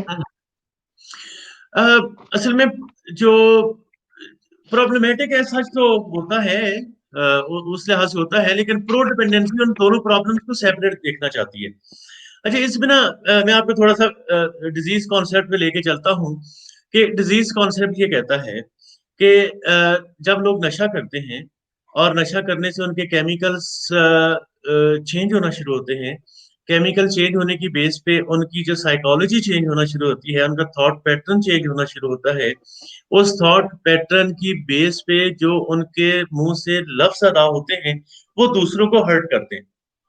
अब होता क्या सही। है कि केमिकल ने चेंज करना शुरू किया, जो एक उन्होंने केमिकल नशा किया, और उस केमिकल की वजह से उनकी साइकी चेंज हुई। साइकी चेंज होने की वजह से उन्होंने जो बातचीत, जो रवैये, जो चीजें करनी शुरू की, उससे बाकी लोग भी हर्ट हुए। अब डिजीज कॉन्सेप्ट इस लिहाज से लेके चल रहा होता है कि जब फैमिली मेंबर्स साथ शामिल होना शुरू होते हैं तो फैमिली मेंबर्स को बिल्कुल सेपरेट डील करना है। अपने फैमिली मेंबर को, उनके जो पर्सनल इश्यूज हैं उनको आपने एडिक्शन ट्रीटमेंट के साथ अटैच नहीं करना। मैं आपको बताऊं कि हमारे यहाँ बहुत अच्छा काम होता है एडिक्शन ट्रीटमेंट में, बहुत अच्छे प्रोफेशनल काम करते हैं, लेकिन हमें साथ ये एक हो जाता है ना कि हमने एक कॉन्सेप्ट लिया और उस कॉन्सेप्ट को हमने इतनी दफा रिपीट किया, इतनी दफा रिपीट किया कि वो रियलिटी बदल गया। मैं भी आज से 1 साल पहले तक, या ये ऑलमोस्ट 1 साल पहले तक, हमेशा जब भी फैमिली आती थी हम भी कोड डिपेंडेंसी पे काम कर रहे थे, लेकिन हमें सही। 1 साल से हुआ है कि हमने कोड डिपेंडेंसी को बैक सीट पे रखा और हमने प्रो डिपेंडेंसी को सामने रखा। हमने फैमिलीज को अप्रिशिएट करना शुरू हो गया कि आप ऑलरेडी बड़ा अच्छा काम कर रहे थे, आपके जो पर्सनल इश्यूज हैं उनको हम सेपरेट डील करेंगे। राइट नाउ हमारे पास ऐसी एक फैमिली है जिनके अपने पर्सनल इश्यूज हैं, लेकिन हम उनके पर्सनल इश्यूज को अपने पेशेंट के साथ एडिक्शन रिलेटेड इश्यूज में शामिल नहीं कर रहे। हम कहते हैं जी आप अपने पर्सनल इश्यूज के लिए सेपरेट सेशन रखते हैं, आप अपने जो पर्सनल इश्यूज हैं उसके लिए सेपरेट सेशन रखते हैं, और आप अपने जो एडिक्शन रिलेटेड मामला हैं उसके लिए बिल्कुल सेपरेट सेशन रखते हैं। इन दोनों को आपस में मिक्स नहीं करना। और जब सेपरेट डील करेंगे तो आपको प्रो डिपेंडेंसी मॉडल के तहत चलना होगा। जब प्रो डिपेंडेंसी मॉडल के तहत चलेंगे तो आपका अपनी सेल्फ स्टीम अच्छी होगी। आपको ये कभी काउंसलर नहीं कहेगा कि आप माजी में गलत काम करते रहे हैं। आप माजी में काम तो ठीक करते रहे हैं, उन काम का रिजल्ट ठीक नहीं निकला, इवन देन आप साथ रहे। क्या ये बड़ी कामयाबी नहीं कि आप अपने लव्ड वन को नशे के इस जंगल में अकेले नहीं छोड़ा और आप उनके साथ साथ चलते रहे? जबकि कोर्ट पेंडेंसी कहती है कि छोड़ दें जंगल में उनको, और उनको देखें कि उनको क्या बनता है उनके साथ। तो वो नहीं हो सकता। एक बंदा जो केमिकल ले रहा है, जो ऑलरेडी नॉर्मल जहन नहीं रखता, जिसके केमिकल नॉर्मल नहीं है, उसको अगर हम अकेले छोड़ेंगे, वो तो एक बर्बाद होने का एक आसान सा नुस्खा है। तो प्रो डिपेंडेंसी कहती है कि आपने मरीज को कभी भी अकेले नहीं छोड़ना। बिल्कुल ऐसे ही सर। बाकी पर्सनल इश्यू तो टोटली एक एंटायरली डिफरेंट चीज़ है, और पेशेंट की जहाँ तक बात है, तो बिल्कुल उसका डिफरेंट सिनेरियो है। डॉक्टर साहब, अब थोड़ा ट्रॉमा के हवाले से बात हो जाए, spouse specially, not many spouse of addicts have early childhood trauma, specially जब ट्रॉमा के बारे में आप क्या ख्याल है कि क्या नशे के मरीजों के जो घर वाले हैं, या उनकी बीवी है, या उनका हस्बैंड है, क्या बचपन के ट्रॉमा उनको नहीं होते? बिल्कुल होते हैं। मैं इसमें इसीलिए इस कॉन्सेप्ट की मैं बड़ी हमायत करता हूँ और बड़ा एडवोकेट करता हूँ प्रो डिपेंडेंसी में, कि ये इस चीज से इग्नोर नहीं करता कि आपके बचपन के ट्रॉमास नहीं है। हर बंदे के साथ जो इस दुनिया में आया, उसको एक वो एक कहावत है ना कि वॉर्म टू टॉम, कि आप माँ की कोख से लेकर आप कब्र की गोद तक आपको ट्रॉमास आ सकते हैं और आते हैं, और हर बंदे की अपनी पर्सनल हिस्ट्री होती है। कुछ जो ट्रॉमा है वो उनको करता है, यानी उनको अफेक्ट करता है। अब एक स्पाउस है और उसका एक अपना पर्सनल ट्रॉमा है। इसीलिए तो प्रो डिपेंडेंसी ज्यादा अब मार्केट जो एडिक्शन ट्रीटमेंट कम्युनिटी में इन हो रहा है, और वेस्टर्न कंट्रीज में ये बड़े जोर से इस पे काम चल रहा है। तो प्रो डिपेंडेंसी इसमें कहते ट्रॉमा है, एक फैमिली मेंबर का, एक स्पाउस का, जो एक शरीक हयात है, उसका एक अपना ट्रॉमा है। ऐसे और ही। एक ट्रॉमा है जो ड्रग एडिक्शन की वजह से आया है। आप ड्रग एडिक्शन के ट्रॉमा को ये कहकर कि आपके पास के ट्रॉमा से अटैच है, कि मतलब मिसाल ले लेते हैं ना एक समझाने के लिए, मिसाल के तौर पे एक भाई हैं, और उनको बचपन में उनके साथ जो है वो कोई भी गलत काम हुआ उनका, किसी ने उनको हर्ट किया, या उसने किसी ने बेवफाई की, या कुछ भी हुआ। अब उनकी हुँ, शादी हो गई। अब वो शादी होने के बाद वो अपनी पुरानी यादें लेके बैठे हुए हैं, और जब ये शादी हो गई है, अब होता ही है कि वो पुराना जो जो पास का ट्रॉमा है, वो ट्रॉमा हील नहीं हुआ था कभी। नए रिश्ते में तो वो चले गए, लेकिन पास का ट्रॉमा हील नहीं किया। अब हुआ क्या कि पार्टनर ने नशा शुरू कर दिया, क्योंकि ट्रॉमा जो है वो हील नहीं हुआ, और उस ना हील हुए हुए ट्रॉमा को या उसकी तकलीफ को कम करने के लिए उन्होंने अपने आप को नशे के पर्दे में छुपाना चाहा। सही। अब जो उनकी बीवी है वो कहती है जी आपका ट्रॉमा एक पास्ट का था, हमारी जिंदगी आज चल रही है, आप पास्ट के ट्रॉमा को कब छोड़ेंगे ताकि आप नशा छोड़ सकें। अब जब वो हमारे पास आते हैं तो हमने दो ट्रॉमास में से जो उनको इंट्रोड्यूस कराना है, कि आपके ट्रॉमास दो हैं। एक आपका ट्रॉमा ये था कि आपके साथ पहले बेवफाई हो चुकी है, और दूसरा ट्रॉमा ये है कि आप नशे में भी आ गए। अब अगर हम कहते हैं जी पहले वो पुराना ट्रॉमा हील करें ताकि नशे का मसला हल हो, तो फिर नशा तो भी नुकसान करता है। पहले नशे का मामला हल करना है, और सेपरेट सीटिंग में हमने उनके बाकी जो ट्रॉमास पे उस पे काम करना है। अब ये हो गया मरीज का। उनकी फैमिलीज का भी तो ट्रॉमा हो सकता है जो शादी से पहले का था। तब वो जो उनका शादी से पहले का ट्रॉमा था, उसको अगर हम इस बात पे अटैच करते हैं कि जब तक आप एडिक्शन ट्रीटमेंट, आप नशा उस वक्त नहीं छोड़ सकते जब तक आप ट्रॉमा हील नहीं करते। तो भी नशे का मसला अभी चल रहा है, ट्रॉमा पहले से चल रहा था, आप नशे का मसला हल करते हैं, और सेपरेट सिटिंग में आप जो बाकी ट्रॉमास में उस पर काम करते हैं। सही। वैसे डॉक्टर साहब, कहते हैं पहली मोहब्बत तो वैसे कभी नहीं भूलती, तो अगर एडिक्शन नहीं भी है तो ना, तो यादें तो आती हैं ना पिछली भी थोड़ी बहुत। हाँ जी, हाँ जी, बिल्कुल आती जस्ट फॉर किडिंग सर। अच्छा डॉक्टर साहब, how does pro dependence view and past trauma in partner of addicts? वैसे नशे के जो मरीजों के साथ रहने वालों का जो बचपन के ट्रॉमास को ना, जो प्रो डिपेंडेंसी है, इस पे आप कैसे देखते हैं आप? है। मैं इसको हकीकत के तौर पे देखता हूँ। नशे के मरीजों के साथ रहने वालों के कुछ बचपन के ट्रॉमास हो सकते हैं, और प्रो डिपेंडेंसी इसीलिए बार बार इसको एडवोकेट करती है कि हमें उनके दोनों ट्रॉमास को साइड बाय साइड देखना चाहिए। तो आपका पिछला और ये क्वेश्चन बिल्कुल मिलते जुलते हैं ये ऑलमोस्ट ना। मिलते-जुलते हाँ। हाँ, मिलते अच्छा, जुलते हैं। चलिए डॉक्टर साहब, इसको थोड़ा आगे चलते हैं हम। जब नशे के मरीजों के घरवालों से अपने किसी जज़्बाती ताल्लुक की वजह से इलाज खराब करें, या तो क्या करना चाहिए उसके ऊपर? हाँ, ये यहाँ पे इंटरेस्टिंग बात आ जाती है। मैं आपको बताऊं कि चाहे हम अब को डिपेंडेंसी से जान छुड़ा रहे हैं और हम निकल रहे हैं को डिपेंडेंसी से, और हम प्रो डिपेंडेंसी मॉडल को अपनाने जा रहे हैं, लेकिन कहीं ना कहीं हमारे जहन में पुरानी जो बातें और पुराने कॉन्सेप्ट कहीं ना कहीं रहते हैं। अब आजकल ऐसा दौर है कि जिसमें हर बंदा जो है वो कोई भी इंफॉर्मेशन चेक कर सकता है, और वो फौरन गूगल करते हैं कि ये मेरा रवैया क्या कहलाता है। उन्होंने कहा अच्छा ये कोड डिपेंडेंसी होती है, और उस कोड डिपेंडेंसी मॉडल के तहत फैमिली कहती है ओ अच्छा मुझे तो कोड डिपेंडेंसी थी, अच्छा मैं तो इस कोड डिपेंडेंसी के उससे गुजर रहा था। और वो इमोशंस को इस लिहाज से कन्वर्ट करते हैं कि हम तो शहीद वफा होने जा रहे थे और हमने आपके लिए सारे काम किए। अब जब एडिक्शन ट्रीटमेंट में आते हैं ना, तो ये जज्बाती ताल्लुक जो है, ये जज्बात के ताल्लुक को लॉजिक की पलड़े में रख के देखना होगा। हमने देखना है कि देखिए जज्बात जो है ना बहुत अच्छी चीज होते हैं, लेकिन जज्बात के साथ हमें देखना है कि लॉजिक भी सामने आता है। जब भी जज्बात कहीं रुकते हैं ना, तो लॉजिक आ जाता है। अल्लाह ताला ने इंसान का जहन ही इसी तरह बनाया है कि इमोशंस पीछे और जो जो लॉजिक है वो आगे। बिल्कुल ऐसे। यानी ये आपका है, इसमें जो जज्बात का हिस्सा है वो दिमाग की पिछली साइड पे है। जज्बात हमेशा पीछे रह जाते हैं और दलील सामने आ जाती है। इलामा इकबाल ने बहुत अच्छा पहले ही कह दिया था कि जो इश्क वो कूद पड़ा आतिश आतिश नमरूद नमरूद में। हाँ, तो उन्होंने बहुत पहले ही कह दिया था कि जो इश्क है वो तो कूद पड़ा था आग के अंदर, और अकल क्या थी, महवे मेरे वो प्रॉपर अभी लफ्ज नहीं आता, लेकिन उसका मतलब यही था कि जो जो अकल थी वो अभी किनारे पे खड़ी सोच रही थी और इश्क ने आग में छलांग लगा दी। लगा क्या दी। ये है नॉर्मल बात? बिल्कुल आप सही कह रहे हैं। और दूसरा सर, जिनको जो कोडिपेंडेंट है कहते हैं हम, उनकी जो जज्बाती ज़रूरतों को हम कैसे हैंडल कर सकते हैं? कोई तो ऐसा आसान वे होगा ना?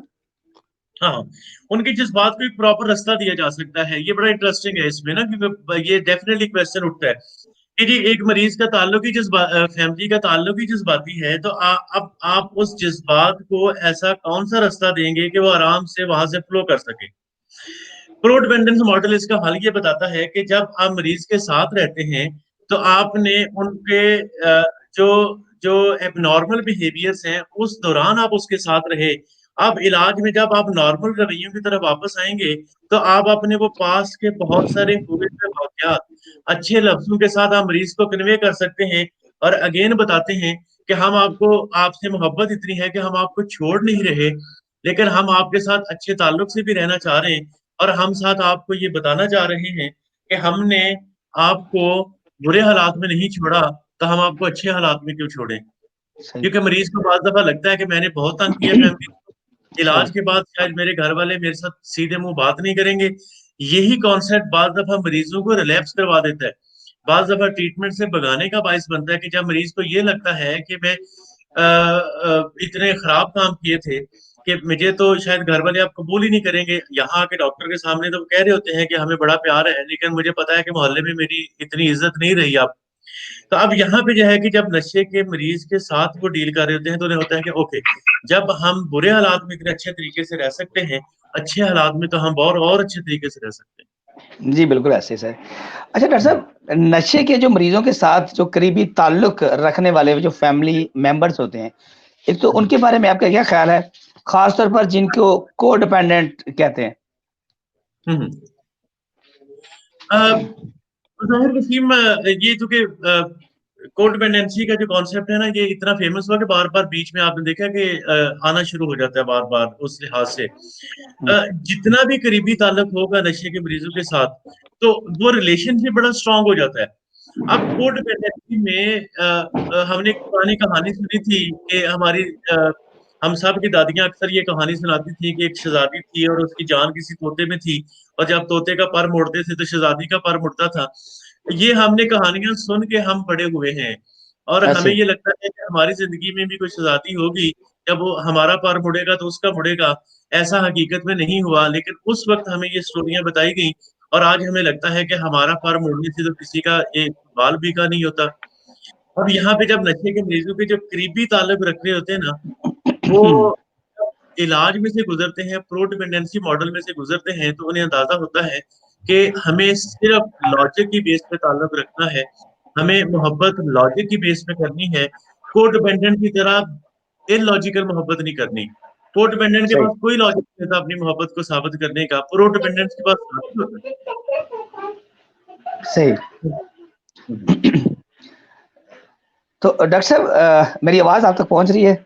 मुझे लग रहा है हाँ कि जी। लिटिल बिट तक। अच्छा, नशे के मरीजों से प्यार करने वालों को कौन सा इलाज दें? दूसरी बात, क्या उनको अपनी हदूद का ख्याल नहीं रखना चाहिए? अगर रखना भी चाहिए, क्या उनको भी अपना ख्याल इस तरह से नहीं रखना चाहिए? ये समझ नहीं आ रही है इस क्वेश्चन को कि हम किस तरह से ब्रीफ कर पाए। हाँ, असल में होता ही है ना कि जो ये इसकी बेस बनती है कोड डिपेंडेंसी के अंदर। कोड डिपेंडेंसी में होता क्या है कि जो कोड डिपेंडेंट होते हैं उनको अपनी लिमिट का ही नहीं पता होता कि हमने कहाँ तक काम करना है। देखिए ना, आप हम एक कॉन्सेप्ट लेते हैं जिसको हम टॉक्सिक शेम कहते हैं। जो को डिपेंडेंट जिसको हम कहते रहे हैं ना आज तक, को डिपेंडेंट हमेशा ये चाहता है कि मैं अपने मरीज के लिए इतना काम कर दूं, इतनी मोहब्बत कर दूं, इतने मैं उसके बिहाफ पैसे खर्च कर दूं, इतने गिफ्ट दे दूं उसको कि ये गुस्से में भी हो, ये बेहोश भी हो, ये कहीं भी हो, इसको हमेशा ये याद रहे कि मेरी मोहब्बत उससे बहुत ज्यादा है, क्योंकि मैंने उसके लिए बहुत सारे गिफ्ट और वो सारी चीजें की। देखिए, उनकी अपनी कोई लिमिट नहीं बनती, क्योंकि आपकी और मेरी एक हद है और उस हद से आगे हम नहीं जा सकते। जिसकी हद नहीं है ना, उसको खुदा कहते हैं। खुदा हर चीज पूरी कर सकता है, इंसान पूरी नहीं कर सकते, वालदैन पूरी नहीं कर सकते। हमारे जज्बाती और हमारे माली वसाइल महदूद होते हैं, हमने उसके अंदर रहते रहते काम करना होता है। जो को डिपेंडेंसी में है ना, हमें हदें पार कर जाते हैं हम हर काम करना चाहते हैं मरीज के लिए और आखिर में मायूस भी होते हैं। प्रो डिपेंडेंसी ये कहती है कि आप इलाज के दौरान मरीज के साथ वो हदें तय कर लेंगे कि आप कितनी मोहब्बत कर सकते हैं, आप कितना ख्याल कर सकते हैं। क्योंकि जब इलाज नहीं हुआ था ना, तो आप मरीज के लिए हर काम कर रहे थे। अब आप बैठ के लिमिट्स बनाएंगे कि कितना आप मरीज के साथ काम करेंगे, हालात को किस तरह काबू में रखेंगे। तो जब हमारी बातें तय हो जाएंगी उनके साथ, तो फिर मरीज के साथ एक गोल सेटिंग होती है। प्रो डिपेंडेंसी इस बात पे एडवोकेट करती है कि आप अनलिमिटेड काम नहीं करेंगे। सही। दैट्स हाँ माय जी। क्वेश्चन ये है कि what you say to the millions of people, कि जो उन हम्म, लाखों लोगों के बारे में क्या ख्याल है कि जिन्होंने को डिपेंडेंस के ख्याल को अपना लिया हुआ है? प्रो हम्म। डिपेंडेंस ऐसे लोगों को क्या कहेंगे आप? प्रो डिपेंडेंसी बहुत मशहूर हुई थी। प्रो डिपेंडेंसी जो है वो उसने काफी प्रोफेशनल्स ने उसको फॉलो किया था और नए नए मॉडल आते रहते हैं। मैं इससे पहले आपको एक कंपेयर करना चाहता हूँ, एक जो प्रोफेशनल्स के लिए को डिपेंडेंसी को और प्रो डिपेंडेंसी जो ट्रेड्स हैं उनको मैं कंपेयर करना चाहता हूँ, अगर आप थोड़ी इजाजत दें। जी जी, प्लीज। देखिए, जो को डिपेंडेंट ट्रेड्स है ना, वो कहते हैं कि एनमेशमेंट्स होनी चाहिए, हमें बहुत ज्यादा इन्वॉल्व होना, जो वो इन्वॉल्व की एक एक्स्ट्रा हद हो सकती है, जो सुपर इन्वॉल्व होना, कि आप एक आटे की तरह गूंद जाए अपने मरीज के साथ। सही जबकि प्रो डिपेंडेंस कहती है कि आप सिर्फ इन्वॉल्व हो।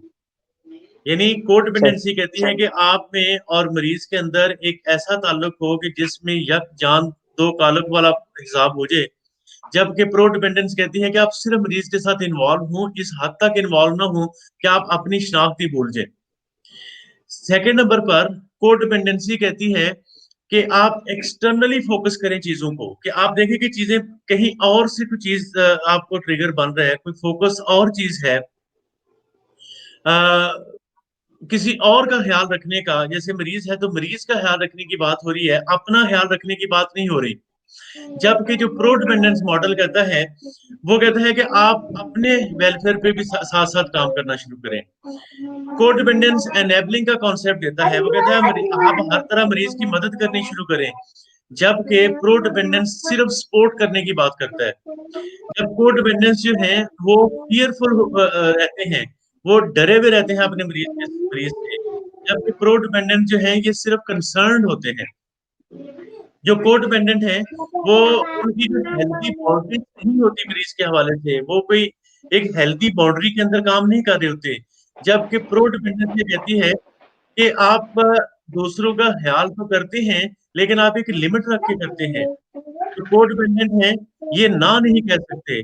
जबकि जो प्रो प्रो डिपेंडेंट है, वो चूज करते हैं कि मुझे यस कहना है या ना कहना है।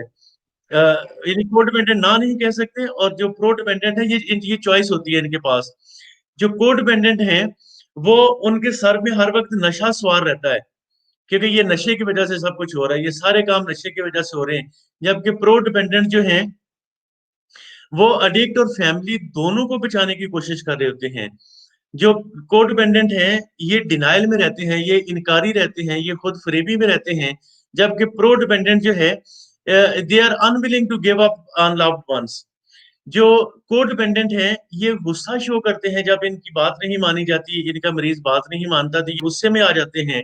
जो प्रो डिपेंडेंट है वो इसलिए गुस्से में नहीं आते कि उनका मरीज पहले ही एक गलत रवैये में है और सेहत जाया हो रही है, तो हमारा गुस्सा करने से ये मजीद नुकसान करेगा। जो को डिपेंडेंट है ये कंट्रोल करना चाहते हैं अपने मरीज को, ये उसके ऊपर अपना ये समझते हैं कि उसकी लगामें हमारे हाथ में आ जाए। प्रो डिपेंडेंट जो है वो मरीज की बात सुनना चाहते हैं और वो बात सुनते हैं उसकी, और अगर नहीं सुनते तो उनको सुनना चाहिए as per pro dependence model. जो को डिपेंडेंट हैं ये हर वक्त एक हाइपर विजिलेंट स्टेट में रहते हैं, हर वक्त अलर्ट रहते हैं, किसी वक्त भी कोई भी गलत काम हो सकता है। प्रो डिपेंडेंट जो हैं ये गलतियां होने से पहले अंदाजा लगा लेते हैं कि कोई काम गलत होने लगा है, और उस चीज को वो करते हैं। तो आप देखें कि अब मिलियंस ऑफ जो प्रोफेशनल्स हैं उन्होंने को डिपेंडेंसी के मॉडल को इतने अच्छे तरीके से फॉलो किया है कि अब जब उनके सामने दूसरी चीज आती है तो वो कंपेयर करना थोड़ा मुश्किल हो जाता है। डेफिनेटली जब नया कॉन्सेप्ट आता है तो वो सीखना पड़ता है, उसको प्रैक्टिस करना पड़ता है, उसको जब आप अप्लाई करते हैं तो आपको रिजल्ट आते हैं, फिर कॉन्सेप्ट बनना शुरू हो जाता है। बड़ा आसान होता है कि मक्खी पे मक्खी मारना, व्हील को नए सिरे से इजाद करना की जरूरत तो होती नहीं, लेकिन हम समझे हमने व्हील भी नया इजाद किया, तो we have to study, we have to practise. Pakistan में एडिक्शन ट्रीटमेंट के फील्ड में प्रोफेशनल्स को आगे बढ़ने के लिए पढ़ना होगा। हमारे फील्ड बिल्कुल सही। खराबी उसमें पैदा होती है कि जब हम ये समझते हैं कि हमने एमबीबीएस कर लिया या हमने एमएससी साइकोलॉजी कर ली है, अब हम फारगुल तहसील है, अब हमें मजीद पढ़ने की जरूरत नहीं। डिक्लाइन वहां आता है कि जब हम, ये फील्ड इतना अच्छा है, इसमें जब तक आप पढ़ेंगे नहीं, आगे बढ़ेंगे नहीं, आप ठहरे हुए पानी की तरह हो जाएंगे, तो उसमें भी स्मेल आनी शुरू हो जाएगी। हमें पढ़ना है। तो जो कोडिपेंडेंसी थी ये बड़ा आसान सा कॉन्सेप्ट था, और बहुत सारे लोगों को इसने बड़ा मुतासर किया, और वो इतने मुतासर हुए कि जितना लोग जल्जले से भी मुतासर नहीं होते। बिल्कुल ऐसे ही सर। सर प्रो डिपेंडेंसी सिर्फ एडिक्ट पेशेंट के लिए ये यही होता है कि जो उसके फैमिली मेंबर हैं सिर्फ वो प्रो डिपेंडेंट्स हैं, या हम आम मुआशरे में भी जो एक सेहतमंद मुआशरा है इसमें आपके अजीज हैं, रिश्तेदार हैं, दोस्त हैं, मोहल्लेदार हैं, क्या वो भी इसी में आते हैं? प्रो डिपेंडेंसी असल में ना आपने जो बात की ना ये नॉर्मली को डिपेंडेंसी पे फॉलो होती है, ये असल में लफ्ज थोड़े मिलते जुलते हैं, को डिपेंडेंसी और प्रो डिपेंडेंसी। को डिपेंडेंसी में ये आप जो बात कर रहे हैं ये को डिपेंडेंसी में बड़ी अच्छी फॉलो करती है कि नॉर्मली आप हम अपने ऑफिस में भी एक दूसरे पे डिपेंडेंट होना शुरू हो जाते हैं। बाज ऐसे। दफा लगता है कि आपको पता है कि जो छोटी ऑर्गेनाइजेशन होती है ना उसमें ऑफिस का इन्वायरमेंट उस दिन ऑफिस के बॉस के मूड पे डिपेंड करता है। एग्जैक्टली जब बिल्कुल ऐसे। आपके बॉस के मूड भी ऑफिस के एनवायरनमेंट माहौल तय होगा ना, इसका मतलब आप छोटी ऑर्गेनाइजेशन है। जब हम यूनिवर्सिटी कॉलेजेस में जाते हैं और हम कहते हैं हमारा काम को दूसरा ही बंदा करे, फिर हम एग्जाम में जाके हम सिफारिशें करवानी शुरू कर देते हैं, हम डिपेंड करते हैं किसी और चीज के ऊपर। देखिए जब हम डिपेंड करेंगे ना तो हम अपनी खुशियां, अपनी लगामें, अपने इख्तियारात किसी दूसरे इंसान को दे देंगे। प्रो डिपेंडेंसी कहती है कि आप चीजों को अपने हाथ में लें, आप अपनी हदूद मुतय्यन करें, आप लोगों से दूर ना हटें, लोगों के करीब आए, लेकिन अपनी शिनाख्त को खोए बगैर। तो कॉन्सेप्ट आम सोसाइटी में भी यही होता है। और चूंकि हम आइसब पाकिस्तान के अंडर, या हम यूथ फोरम जो यूथ फोरम पाकिस्तान है drug for drug free Pakistan, उसके प्लेटफॉर्म पे हम मोस्टली चूंकि ड्रग एडिक्शन के हवाले से बात करते हैं, ड्रग जो प्रिवेंशन पे बात कर रहे होते हैं, और हम अपनी यूथ को चाहते हैं कि वो नशे से दूर रहें और एक सेहतमंद पाकिस्तान सामने आए। जो अल्हम्दुलिल्लाह हमारी क्या जो बशीर साहब के निगरानी में बहुत अच्छे काम भी हो रहे हैं, और उनके जो दो दो सिपाही हैं माशाल्लाह असलम साहब और मिस साइमा, वो बड़े अच्छे तरीके से इन चीजों को आगे लेके बढ़ भी रहे हैं। तो हम क्योंकि इसलिए चूंकि हमारा ये जो फोरम है ये ड्रग एडिक्शन के हवाले से ज्यादा काम करते थे, इसलिए हम ज्यादा फोकस ड्रग एडिक्शन पे कर रहे थे। जबकि जो को डिपेंडेंस का मॉडल है ये जनरल पब्लिक पे भी अदर देन ड्रग एडिक्शन जो ड्रग एडिक्ट है उन पे भी काम करता है। हमें सिर्फ कॉन्सेप्ट लेने की जरूरत है और कॉन्सेप्ट लेके जब हम बाहर निकलेंगे तो हम हर एक को अपने प्रो डिपेंडेंस मॉडल के अंदर देखेंगे, हम को डिपेंडेंसी को नहीं देखेंगे। हम कभी भी नहीं चाहते कि हमारी खुशियां जो है वो दूसरों के हाथ में जाए, हम चाहते हैं हमारी खुशियां हमारे हाथ में रहे। डॉक्टर साहब आपके साथ एक पर्सनल एक्सपीरियंस शेयर करना चाहता हूँ। हमारी ऑर्गेनाइजेशन है एहसास फॉर लाइफ। काफ़ी अरसे से हम काम कर रहे थे माशाल्लाह से अल्हम्दुलिल्लाह एक अच्छे और एक्टिव अंदाज में कर रहे थे। तो कुछ हम इस स्ट्रेस में आ गए, कोई हमारी वर्किंग स्ट्रेटजी थोड़ी-सी पीछे होना शुरू हो गई। तो देन आईसेप चैप्टर पाकिस्तान के जो हमारे इलेक्टेड प्रेसिडेंट है बशीर अहमद नाज साहब और मिस साइमा जिनको आपने आयरन लेडी का आपने खिताब दिया था, हाँ डायरेक्टर जी। आईसेप पाकिस्तान चैप्टर सर असलम साहब, इन्होंने मुझे बुला के एक मीटिंग में बाकायदा मोटिवेट किया कि आप एक सही डायरेक्शन में काम कर रहे हैं, आपको किसी भी किस्म की असिस्टेंस की ज़रूरत है तो हम आपके साथ हैं। तो वो ऐसा एक दिन था मेरे लिए एक टर्निंग पॉइंट कह लें कि हमारी पूरी ऑर्गेनाइजेशन ने ये तहैया कर लिया कि हम नए जोश, नए जज़्बे और वल्वले के साथ काम करें और अल्हम्दुलिल्लाह हम कर रहे हैं। तो सूरत-ए-हाल ये है कि ये प्रो डिपेंडेंसी वाली जो आपने बात की ना, ये इसमें भी थोड़ी-सी मेरे ख्याल में फ़ाल होती है कि जितना एक्टिव सिस्टम आईसेप पाकिस्तान चैप्टर है और यूथ फोरम पाकिस्तान है और उसके साथ जितनी भी मेंबर्स हैं स्पेशली हमारे यूथ लीडर्स हैं एक ऐसी लीडर की क़यादत में हम सब लोग एक-दूसरे के साथ शेयरिंग करके खासकर ड्रग एडिक्शन यूथ पे हमने जो काम शुरू किया है, तो जिसमें you are also part of team तो खासकर आपकी मैं जितनी ट्रेनिंग्स देखता हूँ, मैं खुद अटेंड करता हूँ, आपके जो सेमिनार्स हैं स्पेशल, अच्छा भी लगता सॉरी और आज really I am very happy कि आपने आज एक जो हमारा जो सब्जेक्ट है, इसको लेके एक आम आदमी और प्रोफेशनल को लेके जो आपने डिस्कस किया है, आउटस्टैंडिंग मुझे बहुत अच्छा भी लग रहा है, जो प्रोफेशनल है माशाल्लाह से, वो भी देख रहे हैं। तो होपफुली इंशाल्लाह बहुत बेहतर होगा। तो आखिर में मैं चाहूँगा कि अब चूँकि वक़्त कम रह गया है आज के सेशन का, तो एक प्रोफेशनल्स के लिए कोई ऐसा मैसेज आप देना चाहें तो डॉक्टर साहब हमें और खुशी होगी। जो भी हमारी यूथ जो ड्रग एडिक्शन पे काम कर रहे हैं, उनको बड़ा क्लियर रहना चाहिए कि इस फील्ड में हमें अगर अल्लाह ताला ने चुन लिया है कि हम काउंसलिंग के फील्ड में आए हैं और हम लोगों की हीलिंग में काम कर रहे हैं, तो अल्लाह ताला हमसे एक बहुत अच्छा काम लेना चाह रहा है। और यूथ जो है जो खासतौर पे यूथ फोरम पाकिस्तान के अंडर काम कर रहे हैं, हम तो उनकी ट्रेनिंग का भी ऑलरेडी एक प्लान चल रहा है कि जो उनकी ट्रेनिंग और अच्छी की जाए, उनको नए कॉन्सेप्ट के साथ सामने जो इंट्रोड्यूस कराया जाए। हमारी यूथ को अपना किताब से रिश्ता बड़ा मजबूत कर लेना चाहिए।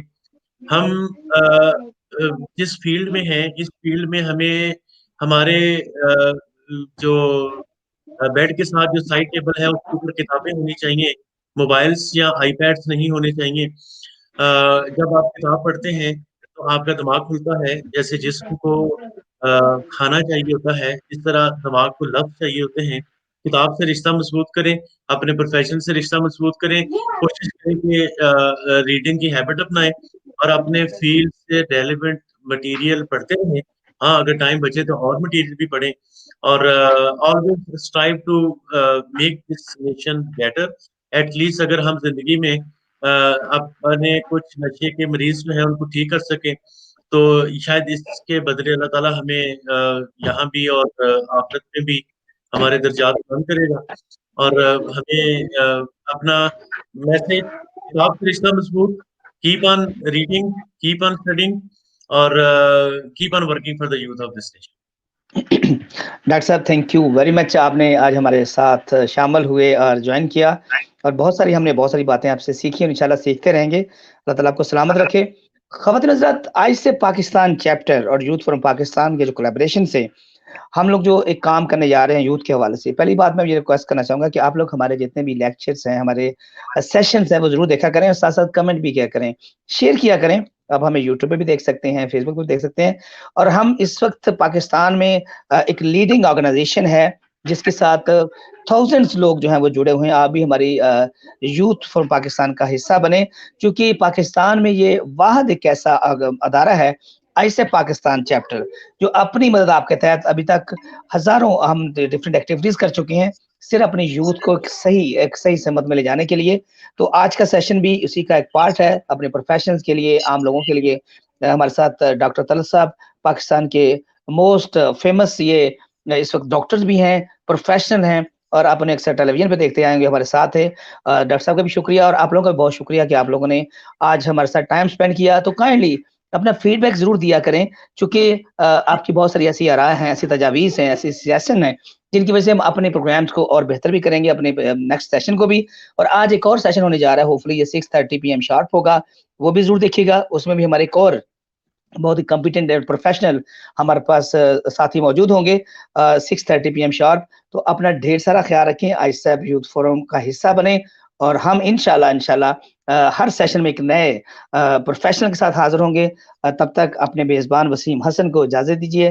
चलते-चलते पाकिस्तान ज़िंदाबाद, अल्लाह हाफ़िज़। Thank you.